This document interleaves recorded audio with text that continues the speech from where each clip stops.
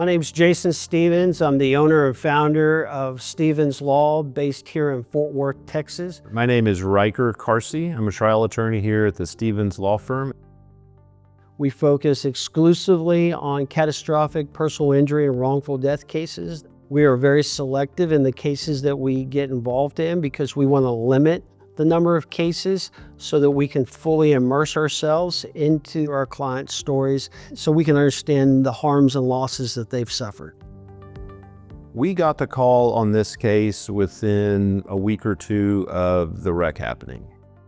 We got the call initially from one family and then eventually ended up representing two of the families who lost their loved ones and one person who was catastrophically injured. Essentially what happened is these people were on a major highway.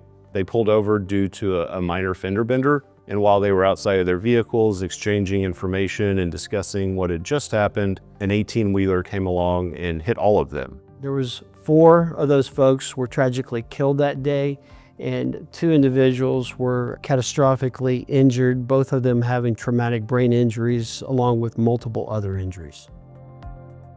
Well, our strategy on every case is always the same, and that is to prepare our case for trial like it's going to trial. One way in which we decided to do that was to visually show people how outrageous this scenario was, this wreck.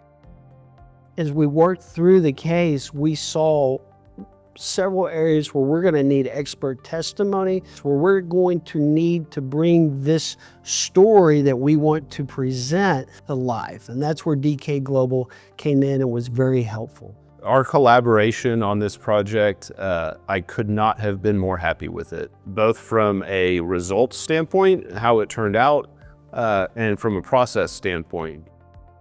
You know, you can never put a number on what visuals bring on your case as far as added settlement value. But one thing it does is, as an attorney, it just gives you that confidence. We ended up resolving this case a Friday before trial for a total of $57.5 million.